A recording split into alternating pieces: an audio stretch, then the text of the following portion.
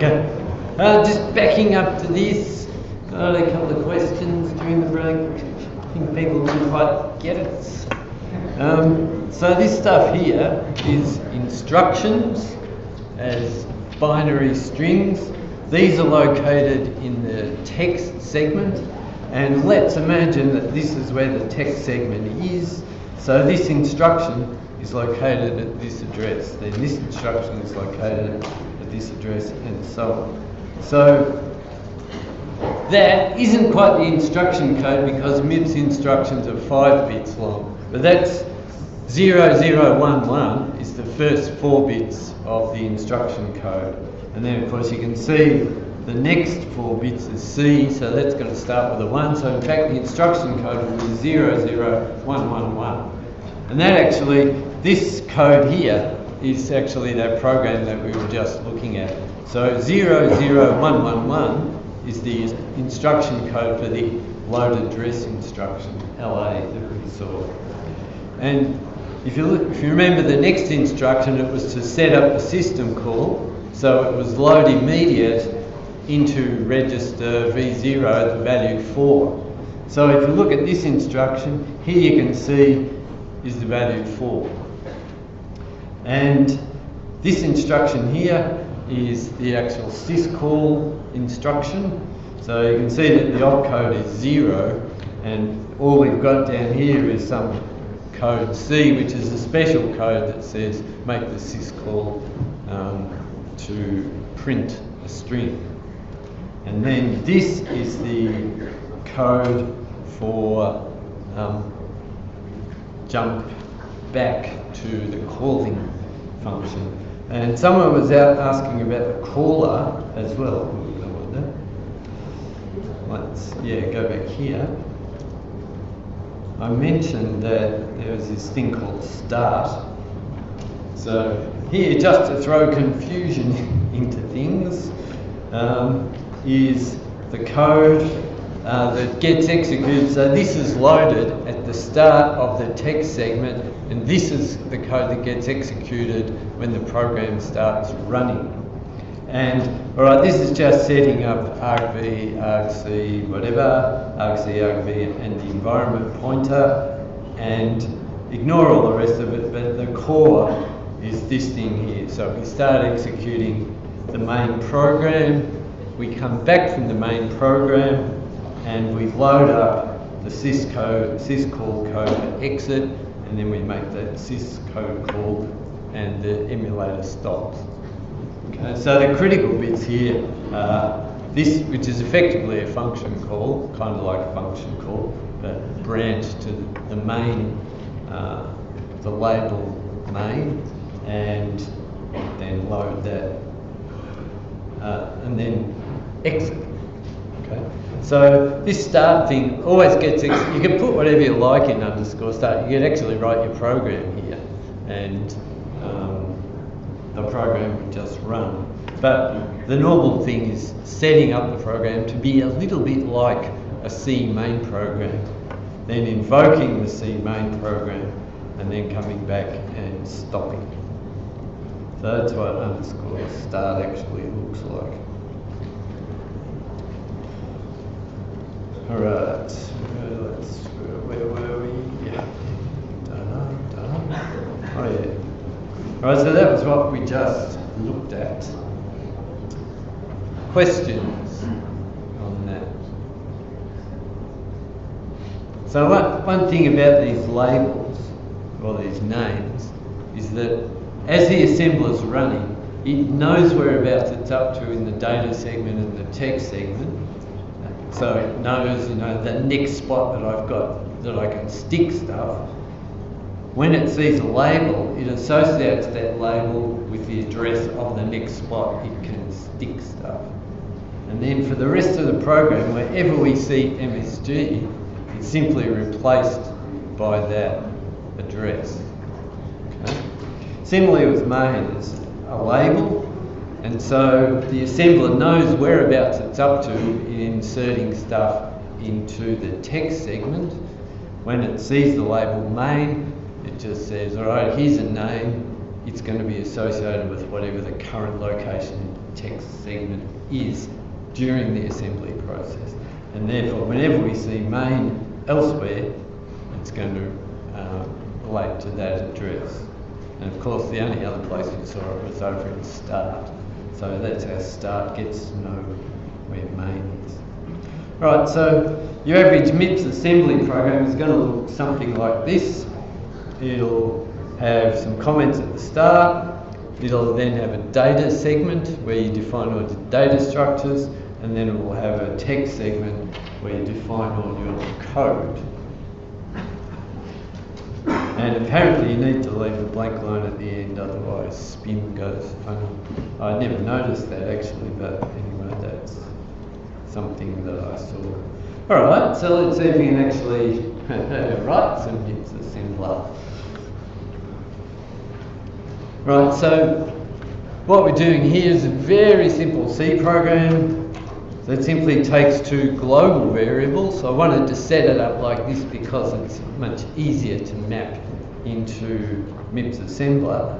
So I'm defining an object whose name is X and which has value 3, another object whose name is Y, i.e. whose label is Y, and which has the value 4, and then we've got the main code, and all it does is add these two things together and print out the result. Right, so here's some hints. Syscall 1 prints a number, Syscall 4 prints a string. The reason we need both of those is because MIPS Assembler doesn't have anything that corresponds to printf. You can print a number or you can print a string. So we're going to have to print the numeric value and the \n separately. And then of course we return from the main program, but we've already seen how to do that. So if you want to allocate an object, like equivalent to an int, you use the .word directive in the data segment, and you can attach a label to it and attach a value after the directive .word. And if you want to add two numbers together, you have to have them loaded into registers, and they can then be added and stored in the results stored in another register. So this is the outcome that we want. So it's going to take in 3 and 4, add them together and get the result 7, followed by a new line. If I didn't print out the new line, the dollar prompt would come straight after the 7. Alright, so here's one I prepared earlier, not totally, partially. Alright, what do we want? So we want to have an object whose name or label is X. So we could do that like that, which is a single word of memory. It doesn't need to be that big, but we may as well use that, containing the value 3. So that's a piece of assembler that will allocate one word in the data segment, associate the name X with the address of that data word, and put the value 3 into there. So similarly for Y, got value 4. Alright, so what do we want to do? Well, the first thing we need to do is add these two values together. And we can't directly add them because they're stored in the memory, so we need to load them from the memory into registers. So let's use these temporary registers. So LW means load a whole word. You can load different sized chunks of data. So there's LB for loading a byte, and so we'll talk about them later. But LW loads 32 bits from memory location that you specify, and I'm specifying the memory location by giving the label X, which we know has been associated with this part of the data, which happens to contain the value 3. Going to have to do something similar for Y, so we'll load it into a different register.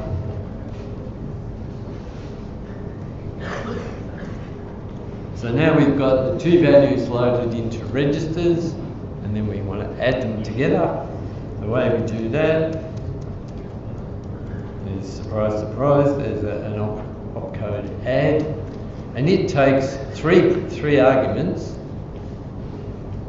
which are the two source registers, so that's where the values are stored, and a place to store the result.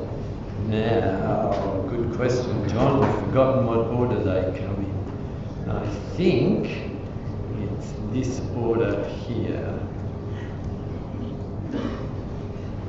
So they're the inputs, and the output is going to be another register. Now, if we were smart, we'd put it straight into the register that can be used by the print function.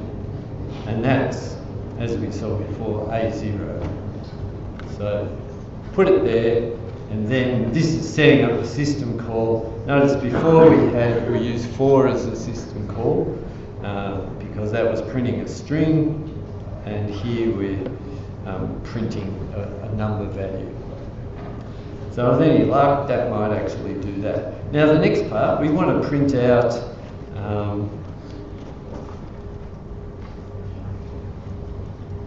so what we were actually printing here was the result of x plus y. And what we want to print out here, because we can't do it all in one go, is the string, just a new line character. So that's just to give it flavour. Obviously you wouldn't write it like that in C, but you could, and it would work. So now what we need is we need to have some data. A couple of ways that we could have done this. I think I'll do it by defining a label. So put the end of line character, whoops. And we know how to make ASCII strings by defining them like that. And so that's given us another word in the memory that contains the string \n followed by \0. So it's proper C string, and its name, or the name of the location where that string is stored, is EOL. So if I were to load that up, load its address into another register, in fact into A0 again. So that's putting the address of the end of line string into the argument register A0, and then setting up and making the system call that's going to use the value in A0 and print it out as a string. And then we invoke the return call to return from the main program. And I think that's it. Let's see if I got it right.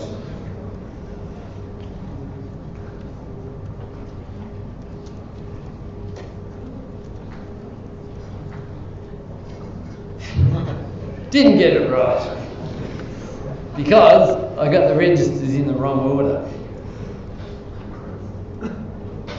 Alright, so it turns out that the destination register should be the first one. So in some sense it's kind of like what you're doing there is you're saying register A0 is assigned the value register T0 plus the value of register T1. If you want to kind of treat the registers like an array of ints. So that's effectively what I'm doing there. Alright, let's see if that's correct. Good, alright, so now we've added 3 and 4 together, store the result in register A0 and then printed that out. Let's try. No, what it's going to do, EOL. Off the top of my head, I don't know the system call to print a single character. No, so I won't try that. Right, any questions on that? System call 11. We'll do what? A single character. Oh, all right. Let's see if I can do it then. Oh, thank you. All right, so let's comment this out.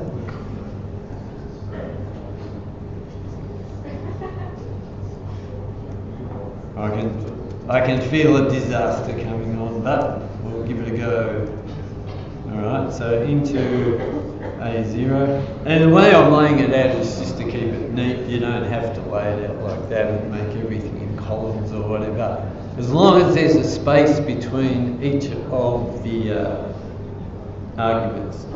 Here I'll put the comma. Alright, so let's see. I think new line is that value there.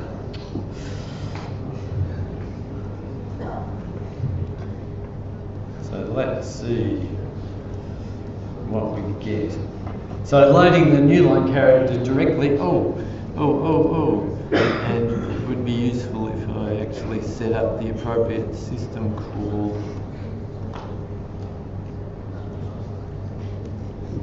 Alright, so set it up to do, this is effectively what we're doing now.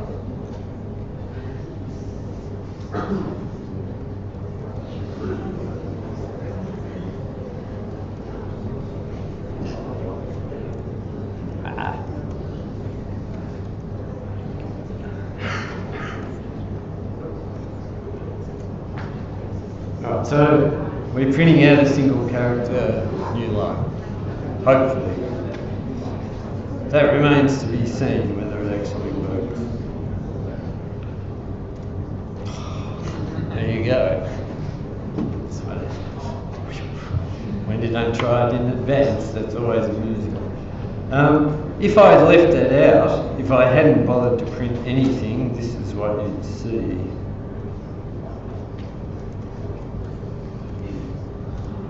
Which looks a bit ugly. So if there's no new line character, then the shell just writes the prompt straight after whatever the program dumped out.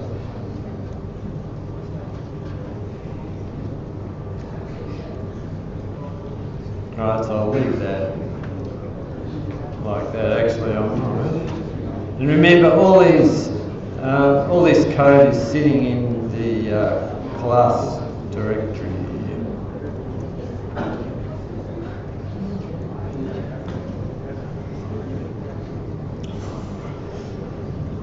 Or if I really wanted to, I could actually say EOL. Wow. Okay, and that would kind of be right. And C, if I said EOL was equal to a string,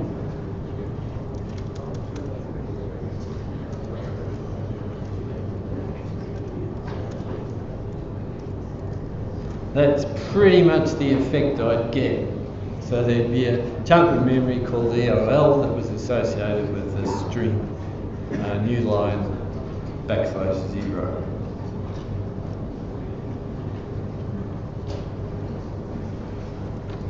Alright.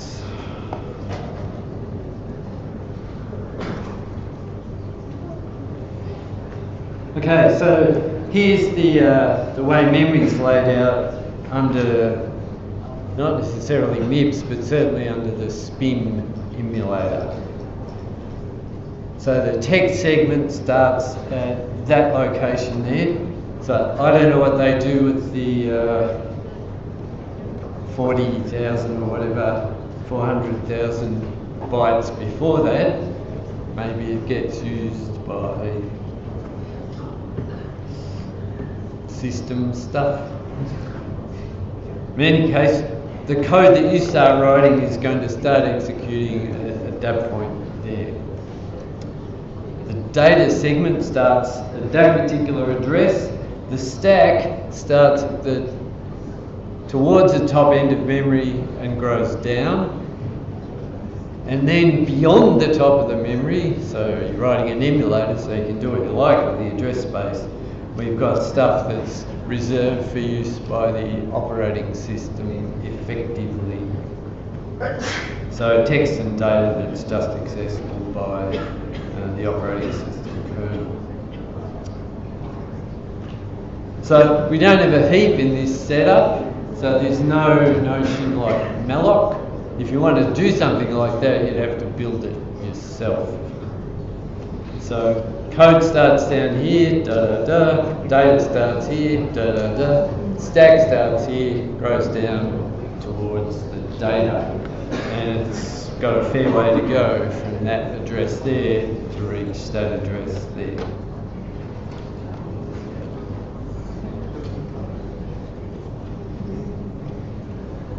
And since that stack address, that's actually a byte-oriented address, we're probably going to have a word-oriented address, so that would drop it to FFC. Would probably be the real top address of the stack. And of course, that's one below. Actually, it's more than one below that. I don't know why they don't have an F there. Right? Maybe someone can tell me.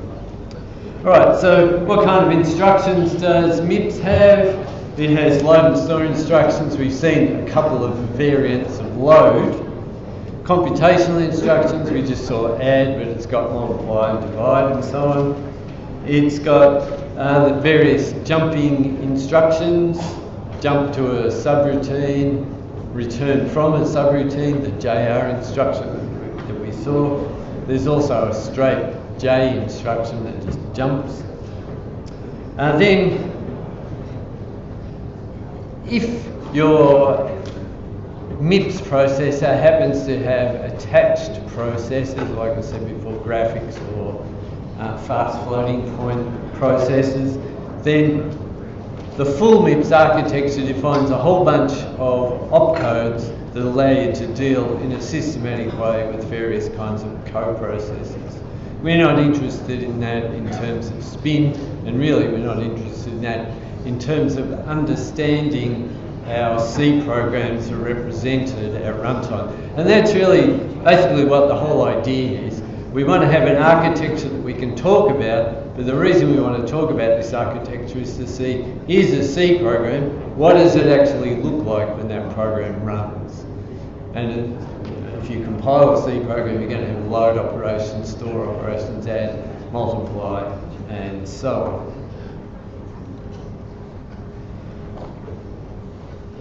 Okay, so maybe this will clarify all of the misunderstanding about memory addresses before. So you can refer to memory addresses using a name or using a constant value. So, as I said before, the label effectively becomes associated to a constant value by the assembler when it's assembling the program and converting it into machine code. So imagine we got a little chunk of code here, there's a label.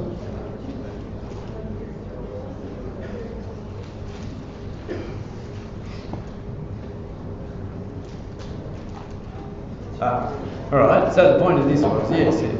Okay, so imagine, that should have said var rather than val. So this was accessing a piece of memory using a label, and the label happens to be associated with that address there. So what's going to happen when we execute this load word instruction is that we're going to go to this memory address and we're going to load whatever the contents of that memory address is into the register T0. Okay, so that's the effect of that instruction. Other ways that you can refer to memory, one of them is effectively like a pointer dereferencing. So imagine that I've got this value stored in the register $S0.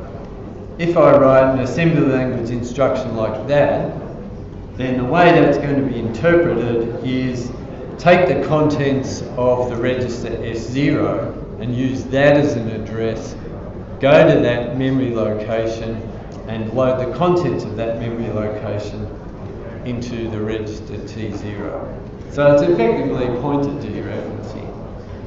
S0 contains an address, and I dereference that address value, go to the memory location associated with that address, get the contents, and load it into T0. So that's called indirect addressing. And you can also do indirect addressing, but you can add onto that a constant value. So here what I'm saying is I want to go 4 bytes beyond the address in S0, so that's the address that's going to be used for that. So take the contents of the register S0, add 4 to it, use that as an address, and then go to the memory to that address, take the contents and load it into T0. Now I don't know what the contents is at those particular locations, but the point is, how is the address computed? So it can either be given or it can be computed indirectly using the contents of a register. And as I said, the register effectively behaves like a pointer.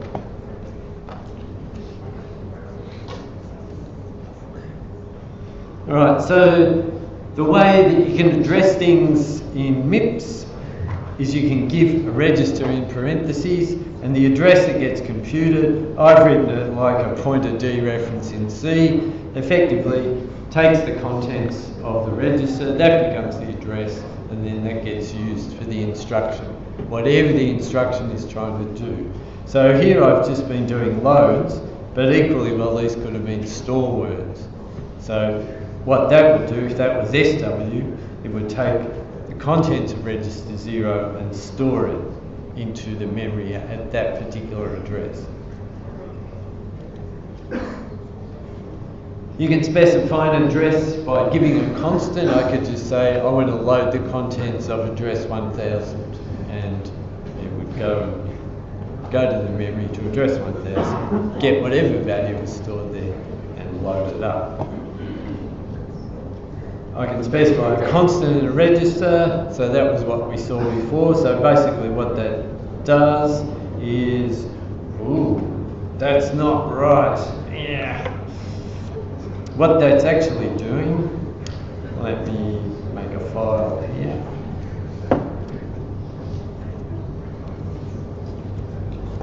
That example that we had before was load word into the temporary register, whoops, not a toe.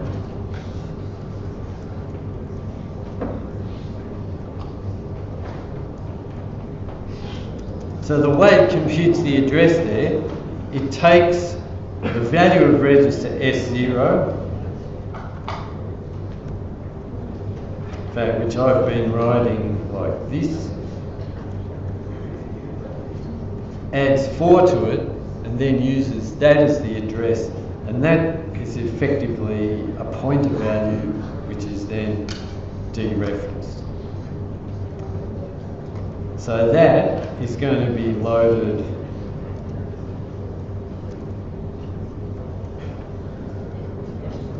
into T0. Okay.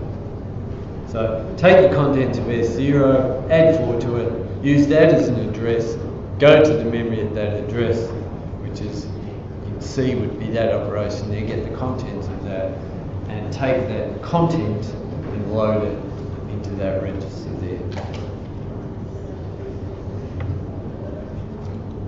So that should actually have said start K plus register. The address can be given by a symbol. We've seen plenty of examples of that when we load word from X. Basically, the address is then going to be computed as the address associated with that symbol. Yep? Did you add 4 to the address of the pointer or content of the pointer in the last page? Sorry, you talking about this? The content of the pointer or the address? It's the contents of the address being referred to. Alright, another way of writing that would be if we're talking about accessing memory using an address, and we treat memory as a giant array, that's what we're going to do. So what I had there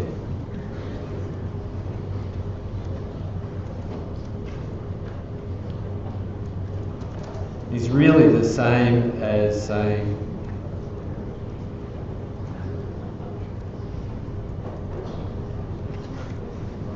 So you'd understand that in C as I'm computing an index into an array, and then I'm accessing the ith element of the array. So that's effectively what we're doing here. We're computing an address in memory, and then we're accessing the contents of that address.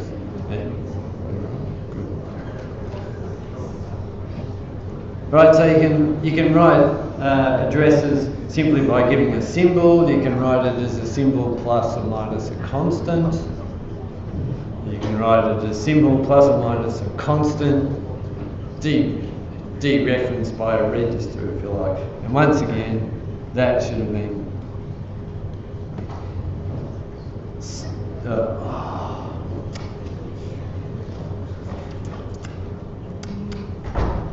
in fact, the address is equal to k plus register, and then we dereference that address. Alright, I'll go back and redo that slide. Anyway, the k that's written everywhere here can be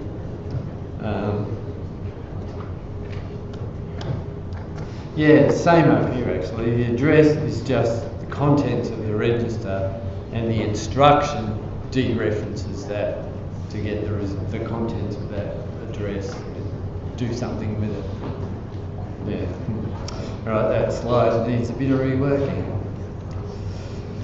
Alright, so MIPS instructions are all 32 bits long, and each instruction specifies an operation, something like that, load, store, add, jump, whatever, and at least one operand. Unless the operand is implicit, like we saw with syscall, where we simply had syscall as the operation, but it's using stuff in register V0 and stuff in register A0. In any case, a typical instruction like add is going to have a 6-bit opcode up here, and then 5 bits. So we only need 5 bits to specify a register because there are only 32 registers. And then there's 11 bits that aren't used for anything. In fact, what you find once you start looking at the various MIPS instructions is that sometimes the stuff up here is augmented by a couple of the unused bits down here.